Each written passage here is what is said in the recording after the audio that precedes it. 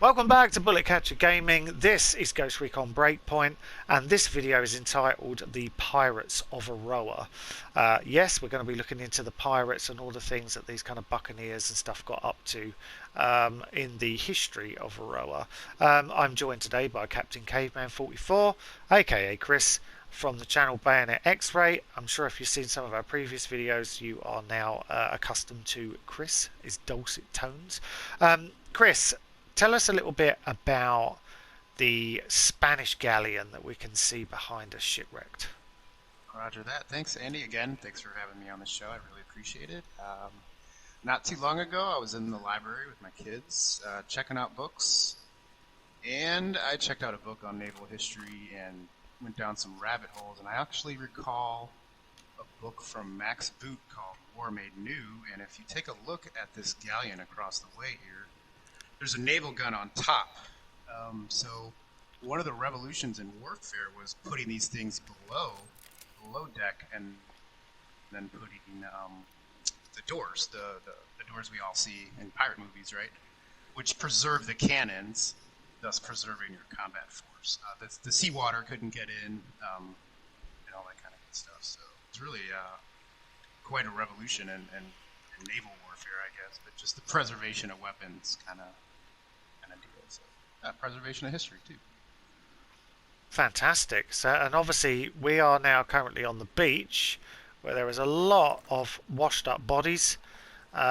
Presume that they were survivors, well, not survivors. Well, some of them may be survivors. You never know, who then perished later on at the hands of each other. But I'm presuming, especially the way some of them are sitting, they don't. This guy doesn't necessarily look like he's been washed up.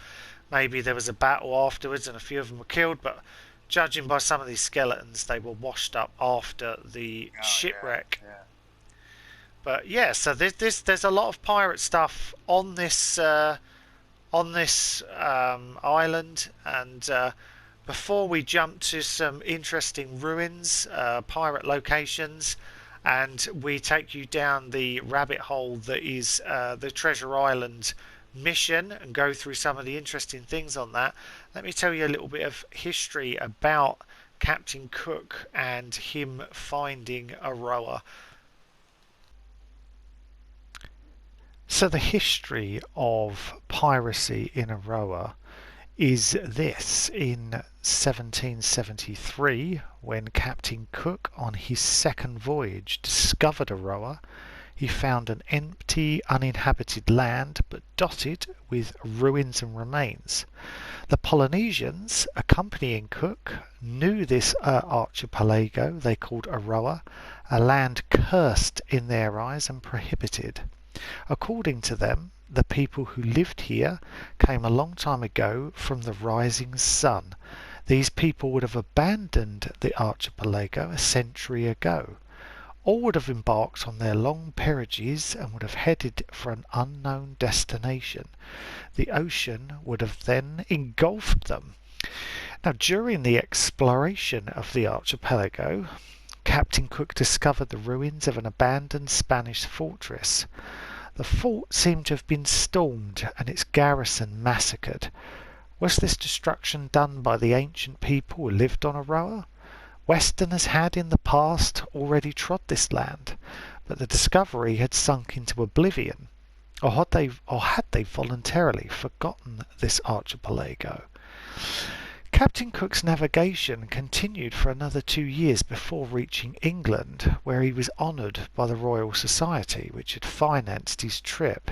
The passage of Cook on Auroa left the name of 2 channels, Resolution Channel and Adventure Channel, as well as the name of Gollum Island, because at that time the cone of the volcano had evoked a massive silhouette of a golem and 2 lava flows including 2 gigantic arms.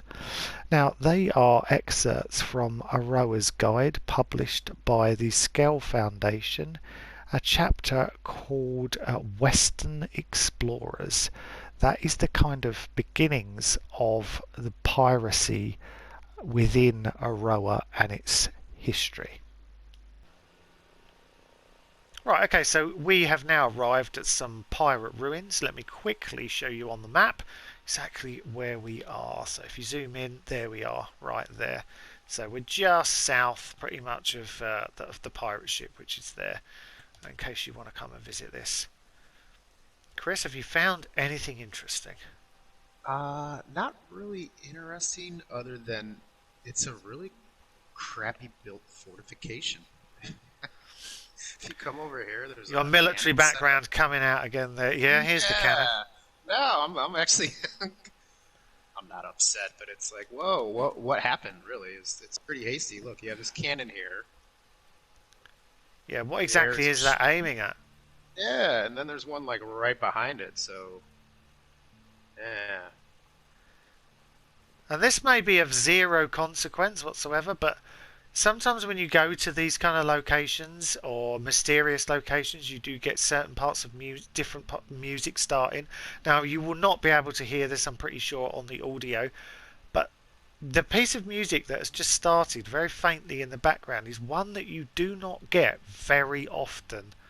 You hardly ever get this piece of music. So if you come here, you can have a listen to this bit of music just out of interest. Just fascinating because it yeah, doesn't. I'm getting it. Yeah, it doesn't come up very often, but it's a cool location. Obviously, it is quite piratey with the cannons and barrels, and you've got this tower up here where obviously you can pick up some scale credit booty if you want to. Let's head up and just grab it. I haven't actually ever picked this one up, so there you go. Nice little. Yep. There we go. Let's just steal the treasure, shall we? Hell yeah. Oh, there you go. So, interesting location. Let's take you to another pirate ruin now, shall Yeah, we? let's go. Yeah. Right, okay, so we've arrived at another pirate ruin. Now, this one's a little bit different because, as you can see, there is a cross here. And this cross has got no bearing on anything, really, apart from the fact that it is clearly here to mark what is underneath our feet. So we are going to head down there, down the hill, and show you what is underneath us. Right, so here is the cave entrance. I'll show you where we are on the map. We are right up there if you want to know, if you want to come and have a look for yourself. So Chris, let's put on the old night vision, shall we, and go have a look. Absolutely.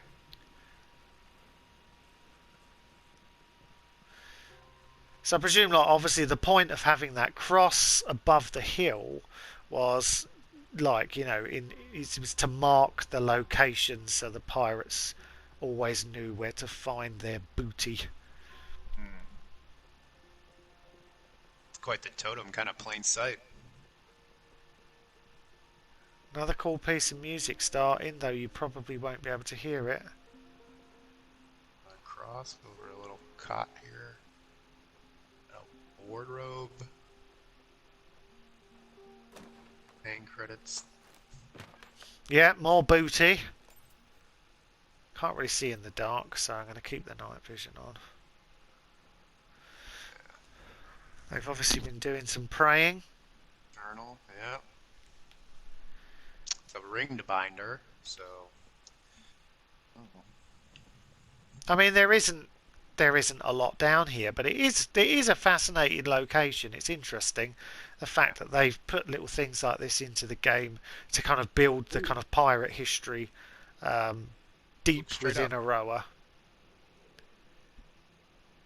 Oh wow, that's fantastic! Look at that. If this is one of those camera obscuras, I wonder if the sun comes up, does something in here, illuminates the cave or something. Yeah, I imagine that's what it's for. I'll tell you what, we're going to hang around and find out. Right, okay, so we have come back to the cave, but this time in the daytime, and we have discovered that, like a lot of other mysteries in the game, here is one of the red plants or trees, or that you sometimes get around some of these mysteries. But as you can see up on the ceiling, you can now see the sun coming in through the cross to mark out where the pirate treasure was. And now, in the before we start the treasure island to show you some of the pirate features of that, we've also been joined by Adam Lockery and UK Jedi for the rest of the video. So Here we go. So yeah, that is the. So we've covered the ship and the 2 pirate hideouts, or not hideouts, treasure locations as such. And let's move on now to Treasure Island itself. Right, so we've started Treasure Island, and obviously this is the pirate map. It just says, obviously, as you can see here, go on the, and it gives you these locations until you reach this, go along this, on the side of it, reach this. Obviously it takes you to the Spanish fortress, where you can find the note from the archaeologist which says the soldiers showed up today, they ordered everyone to evacuate.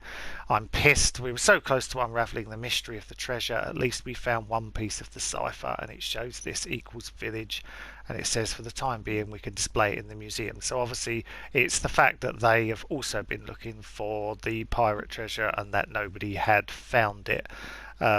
So we're just going to quickly jump out, and obviously it takes you here. It will give you a new clue, letter from a pirate as well, which obviously will then bring up this one, which says, Jonathan, we left to look for treasure. I believe we should have enough pieces of the cipher to translate the map. If you want to find us, bring your piece, head to the highest point in the fort. We drew an arrow on it, follow it to the arch on top of it, and you'll find another clue. Cheers, Lawrence. So obviously, if I imagine that most people have been to the pirate fortress, but if you haven't, this is where it is. This is what it looks like. So right, so we need to run up to the top and spot for the next location.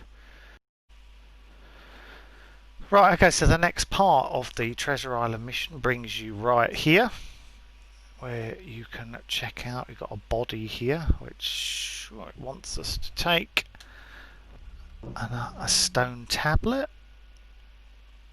and you also get a nice little treasure box. Not a lot else here, kind of piratey, but there's not a lot that's piratey here, to be honest. Let's check out that clue. So there's a guy crushed by a boulder, isn't there? Just here. Yes, there is. And you get cipher piece 1, which says South Bones and Shrine on it, as you can see there. So we are. Oh, we've got some more intel. So let's have a quick look. So it says threats to companions. Those shit heels left me here. Did they think getting crushed by a boulder would stop me? That's the guy on the boulder then. I'll show them. Good thing I had my gun to keep them vultures away.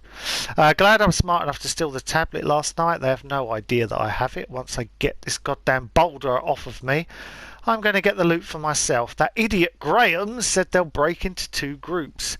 One will go to the coast, one will stop near Lookout Head. I'm sure they'll take shelter in some sea cave, and the other will head off southwest of Mockadick Heights.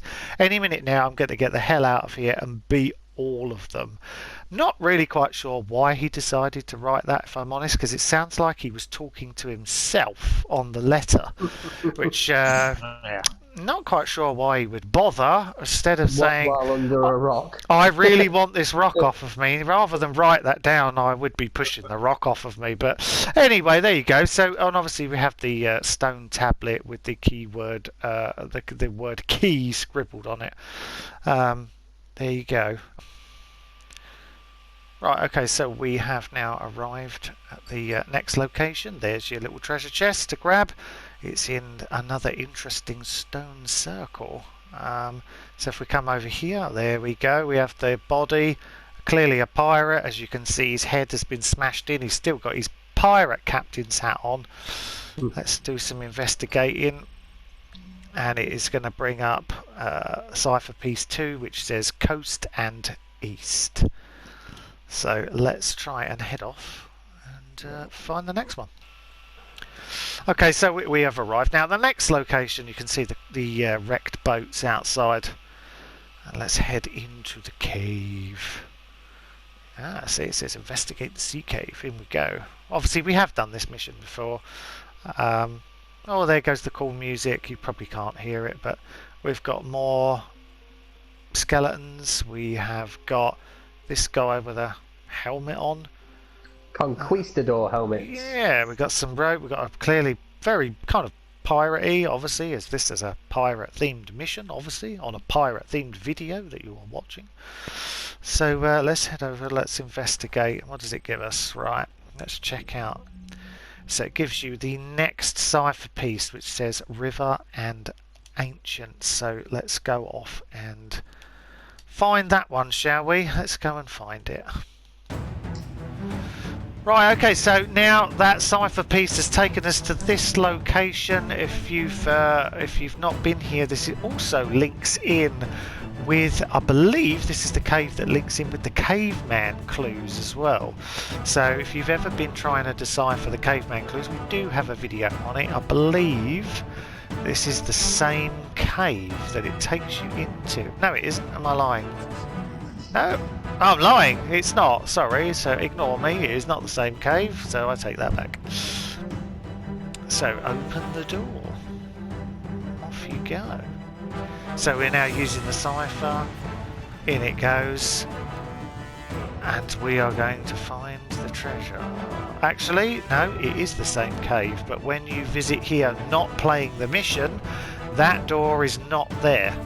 So there you go, interesting enough. Yeah, the door will not be there at all, and you won't need the cipher, and you can just walk into this cave.